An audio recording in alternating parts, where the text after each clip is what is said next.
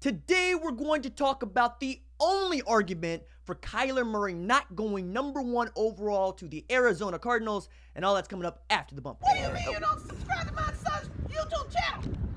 Mama, no! Just snap the damn ball, RJ. What's up, kid folk? It's RJ Young. I am not on a step mill. Consider hitting the like and subscribe button because I upload a video every single day. It's always OU related, college football related, sports related. We have a good time, and today we're going to talk about the only argument for Kyler Murray not going #1 overall in the 2019 NFL Draft on the week of the NFL Combine, where we're still talking about how short Kyler Murray is, considering that the average man is 5'8". Kyler Murray is at least 5'9". I would not care if my man's was shorter than Gimli. He is the best pro quarterback in this week NFL Draft for quarterbacks. Now, we could talk about, is he too lithe at 206 pounds? Sure, okay, you can go there if you want to. Will he hold up? Well, the purpose of that argument is missed because the NFL that Kyler Murray is going to get drafted into does not fit with the NFL draft that folks are referencing. Getting drafted in 2019 just means you're not going to get hit as much as a quarterback because the league has rules in place that pretty much prevent you from destroying quarterbacks. People forget the roughing the passer penalty that was taken to the nth degree to start the 2018 season, how they had to relax it, but still, it's penalty. And you cannot destroy a quarterback. And if you hit a defenseless quarterback, they're going to flag you. You're going to be able to play for a very long time as a quarterback in this league if you're drafted in 2019. That goes for anybody. Dwayne Haskins, Drew Lock, Daniel Jones, who I think is the only bust in this draft for quarterbacks, and of course, Kyler Murray. But that ain't what we're talking about. We're certainly not talking about his arm, where he threw for 4,300 yards. We're certainly not talking about his accuracy, where he completed 69% of his passes, and we all know that the man is fired out of a cannon if he decides to take off and run on you. Just ask Texas about that 67-yard scamper for a score. Just breaking your ankles down to the Achilles, because that's what Kyler Murray does. He is faster than Mike Vick. He is faster than Lamar Jackson, and he's certainly 3 times the passer either one of those guys is. But no, none of those things are what we're talking about when we're talking about Kyler Murray going #1 overall to the Cardinals. We know that Kilff Kingsbury's system would work with Kyler Murray because Kyler Murray's basically coming from a system that is not unlike the one that Kilff Kingsbury will run in Arizona because he's run it all his life. And yes, the argument about Kilff Kingsbury succeeding in Arizona as opposed to failing in Texas Tech, I don't really buy it. I think if you're a football coach, your job is to win, and if you get fired for losing, you're probably not very good at being a head coach. And considering that he took an offensive coordinator job at USC, probably would have taken the same job at Arizona, but they decided to fire a fired college football coach to become an NFL head coach without any NFL experience. But that ain't even a good argument for not drafting Kyler Murray #1 overall. No, the argument begins with general manager Steve Keim.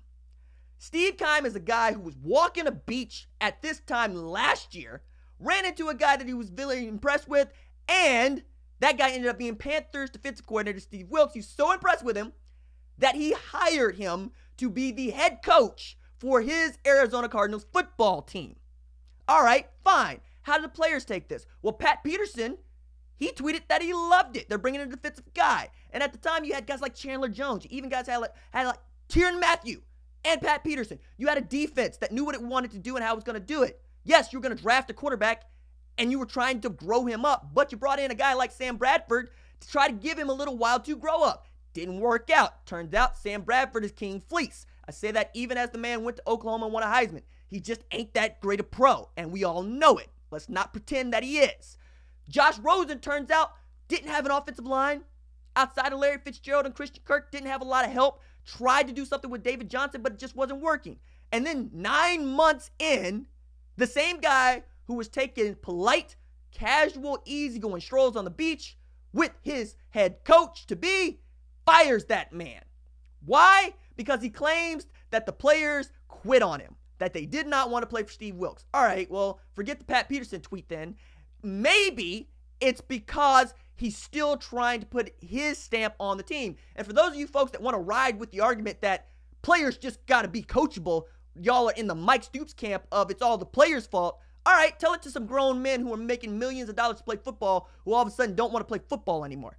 No, we're talking about one of the most dysfunctional front offices that nobody's talking about. We're talking about Michael Bidwill and how he has messed this up as president of the Arizona Cardinals. And we're talking about an Arizona Cardinals franchise that ain't really done much. You know, we're talking about an NFC championship in what, 2008? We're talking about the last time they made a playoff appearance in 2015. We're talking about Larry Fitzgerald, who will go down in history as probably the best Cardinals player to ever play. And yes, I know about Night Train Lane, and I know y'all want to throw Carson Palmer and Kurt Warner and whoever else in there, but it's Larry Fitzgerald. Let's just keep it 100. No, we're talking about a GM that took long strolls on the beach with my man Steve Wilks and then decided to hire Kilff Kingsbury to be his head coach based on what? Well, the press release says he's friendly with Sean McVay.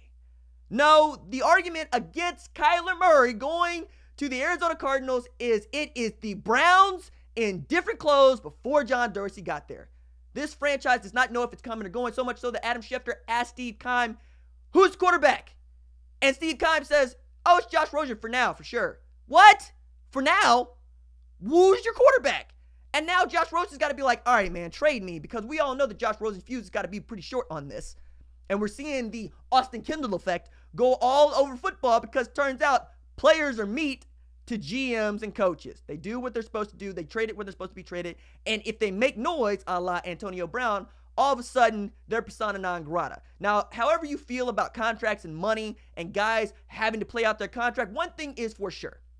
You should be quite upset with the men getting paid to do their job when they're doing it badly in the NFL, because there's really not a good excuse.